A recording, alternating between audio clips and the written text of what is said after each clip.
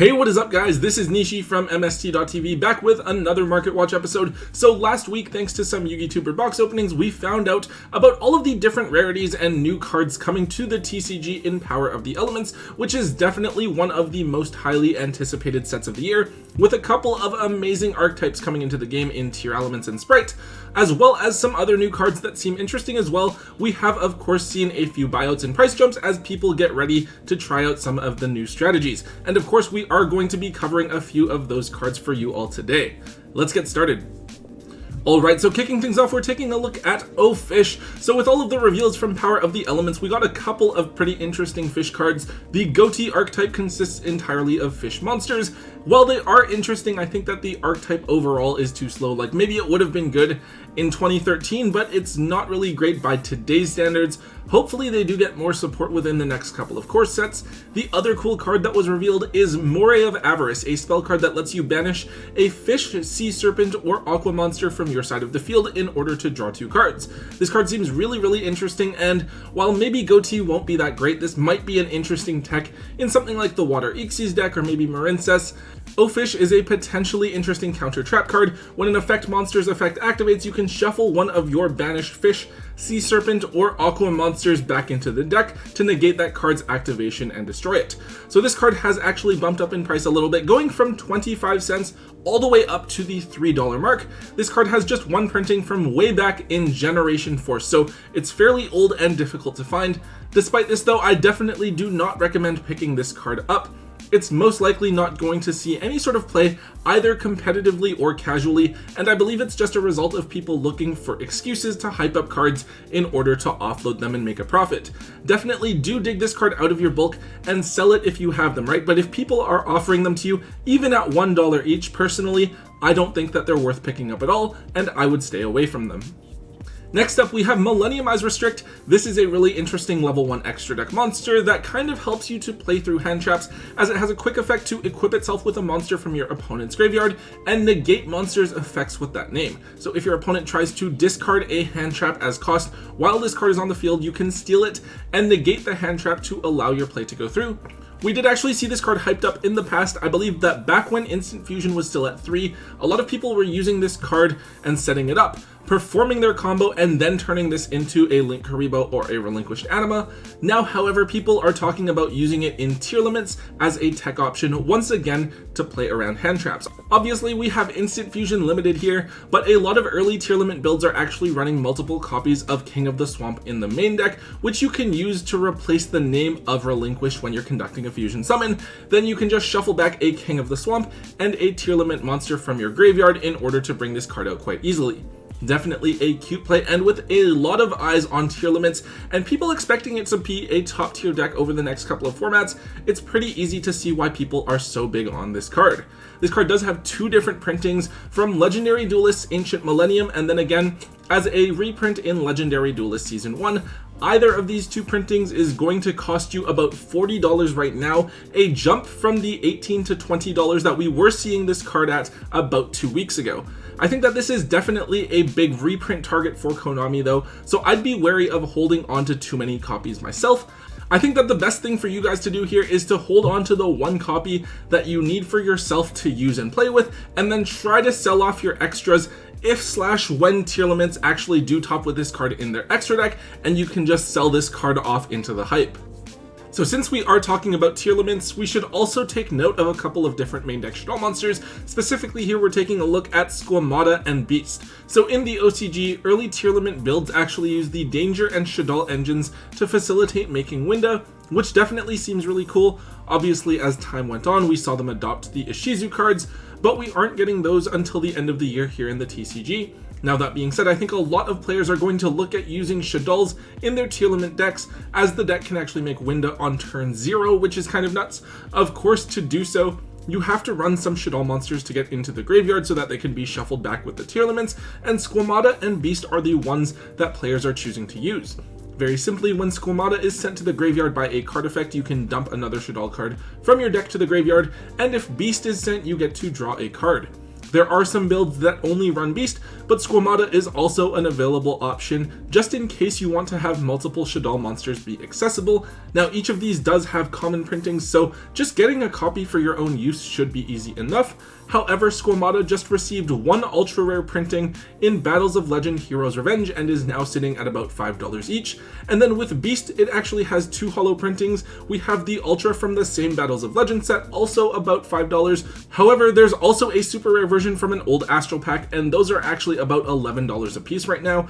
Even though they are theoretically a lower rarity, they are from a tournament exclusive pack, so I think they naturally get viewed as being a harder to find printing, so they command a little bit of a higher price tag. Of course, these are the higher rarity options. If you are okay with just using commons or rares, then you can dump these off for a little bit of value back. However, if you opened a bunch of Battles of Legend Heroes Revenge, these just might be sitting around in your bulk holos and are probably worth digging up and trying to offload. Alright, the next card for us to touch on briefly here is Evil Twin Trouble Sunny. So for those of you who watched the Power of the Elements cards to keep an eye on video, you'll know that with Ultimate Slayer coming in Power of the Elements, Trouble Sunny is a card that's seeing play outside of the Live Twin deck. With Ultimate Slayer, you can dump a monster from your extra deck to the graveyard to bounce a corresponding type of extra deck monster from the field back to the opponent's extra deck, and your opponent doesn't get a chance to respond. Trouble Sunny is arguably the best extra deck monster to send if you're talking about links. At the cost of running a brick in your main deck, you can banish Trouble Sunny from your graveyard, send the brick from your deck to the graveyard, and then send any card on the field to the grave without targeting. So it's a really powerful effect, but you do need to run that brick in the main deck, unfortunately. However, this can be a really cool tech card, especially if your deck has problems with outing things like Appaloosa. Trouble Sunny has just one printing from Burst of Destiny, and while it was only a couple of dollars just a month ago, it's already up to $10 each on TCG Player right now. Now do keep in mind that Burst of Destiny is theoretically going to be included in the 2022 Megatins, so there's a good chance that Trouble Sunny is reprinted. Personally, I want to see it as a secret rare alongside the other Evil Twin cards, but who knows? I'm holding on to a few copies of this card myself, and I personally am planning on holding them until the couple of weeks after the release of Power of the Elements to see just how popular Ultimate Slayer is as a side deck card. If it's popular, I will offload it while it's hyped up before that reprint does bring its price back down. So this one was kind of out of nowhere. Atlantean Heavy Infantry is now spiking in price and very difficult to find. This is a level 2 Sea Serpent monster that grants you an extra normal summon of a Sea Serpent monster, and also if it's sent to the graveyard for the effect of a water monster, you can pop a face-up card on the field. So at first I thought that the fish were using this for something related to the Moray of Avarice, but I don't think that's the case. Rather, I am pretty sure that this is being used as a tech in the Sprite deck. Remember, that deck uses Deep Sea Diva, who is able to bring this card out of the deck directly. This card actually provides a lot of utility. First, we want to remember that against Sprite, a lot of the time players will try to hit the first extra deck monster that you summon out so that you don't have any more bodies on board, right? So with Heavy Infantry, theoretically you could use the second normal summon to get a monster onto the field, then do something with your other pieces. That way, if like the Gigantic Splight, for instance, gets hit by like a Solemn Judgment, you still have a level 2 monster on the field that you can extend with, and you can still special summon Sprite monsters from your hand. Alternatively, if you were to summon a rank 2 Xyz water monster with Heavy Infantry, like a Totally Awesome or a Cat Shark, then maybe you could pop a card when you go to detach the material as cost. So yeah, Heavy Infantry is a pretty interesting card, but it just has 2 printings available, a super rare from an old Astral pack. Those are around $18 to $20 right now, and then it also has the original structure deck printing. Those are really high, like $11 to $12 for a structure deck common. Crazy value, but I guess it is fair since the card was last printed back in 2013, and I think the card is quite difficult to find. The other thing to keep in mind is that I think a lot of people who have those old max rarity Mermail cores probably have copies of Heavy Infantry with them, and they're unwilling to break apart the set, right? Because the whole Atlantean Mermail core is something that older nostalgic players will want to keep together. The good news is that I do believe that this is just a one-of tech card for the Sprite deck, so hopefully you don't need to shell out too much for multiple copies in order to finish your deck. On to the next card, we have Time Thief Redoer. So this is a generic rank 4 monster that was meant to be used by the Time Thief archetype, but it's actually a pretty decent generic rank 4 monster. Now during each standby phase you can attach it with the top card of your opponent's deck as an Xyz material. Then during either player's turn you can detach materials from it to activate different effects depending on what you detached. If it's a monster, spell, or trap card, this card can let you draw, it can put an opponent's card to the top of their deck, or it can banish itself until the end phase to return later. Pretty interesting, but it's not like this card itself is going to win you the game, but stealing an important card from your opponent's deck before they have a chance to use it is kind of cool. Now over in the OCG, Redoer is actually one of the generic rank 4s used by the Ishizu tier limits deck alongside cards like Exciton Knight and Abyss Dweller. It's just a situationally useful card that players like having access to, and since it's seeing play in the OCG, people assume that it will see similar use here in the TCG. Now I don't know exactly how accurate this is, since obviously the two games are different, but it's still worth taking note of. Interestingly, Redoer has 4 different rarities available. The secret rares are the ones that have jumped up in price the most. These are the Megaton reprints, but they're the shiniest and the nicest in my opinion. They're around like that $6 to $7 mark each. We have 2 other holo printings in an ultra rare and super rare. Those are only $1 or $2 right now, and then of course we have the commons, which are the original printing that you should still be able to grab for like 25 cents or so. So yeah, definitely a card that you guys will at least want to have access to if you're planning on playing the Ishizu tier limit deck, though it doesn't necessarily need to be like the highest rarity version. However, if we do start to see people think that this variant will get really popular and that it's an important extra deck option for you to have, it just might be worth making sure that you have a few of the cheaper holo versions while they're still relatively affordable, just in case they do move up in price.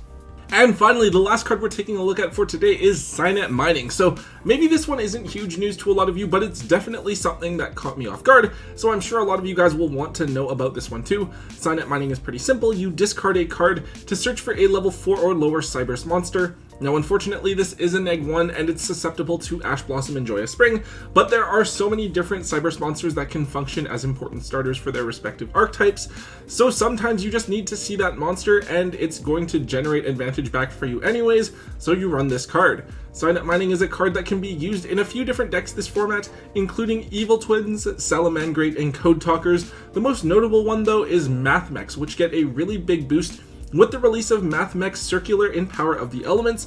I don't know if the deck is going to be tier 1 necessarily now, but the deck can do some really cool things as Circular addressed a couple of the deck's bigger issues, and Cyanide Mining is a card that is allowing you to access Circular much more consistently. Cyanide Mining does have a few different printings, and it's kind of weird. It kind of reminds me like of Allure of Darkness and Galaxy Soldier, where right after the card gets reprinted, right, it tanks, but then somehow, someway it finds a way to bounce back up in price really soon after.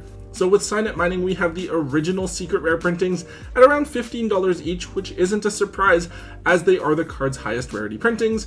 However, the card has also received an ultra, super rare, and then rare printing. With each of those, right after the reprint came out, we saw mining drop in price to a couple of dollars each, or in case of the rare, it was down to $1. But now we're seeing all of these copies back up around the $4 to $5 range. Definitely a card for you guys to be aware of, since I know, like for myself, I just kind of assumed that once it got that maximum gold rare reprint, that it was going to be a cheap card from here on out, but here we are with the price back up again. Alright guys, so that is it for today's episode. Some pretty cool things we talked about today, and with Power of the Elements sneak peek events happening next weekend, expect a ton of different changes to be happening with the market over the next couple of weeks. I am of course going to be bringing you guys my price predictions for the Power of the Elements secret rares as well sometime later this week, so make sure that you guys stay tuned for that. Anyways guys, if you did enjoy today's market watch, please do make sure that you let me know by hitting that thumbs up button for me. Also make sure you leave a comment in the comment section down below. Let me know what you guys think about the cards that we talked about today, and also what other cards are trending on the market so I can cover them in a future episode as well. Also, if you haven't already for whatever reason, do make sure that you guys hit that subscribe button to get all of the latest and greatest content from both Tombox and myself here on the channel. And until next time guys, don't forget to hold on to your MST.TV.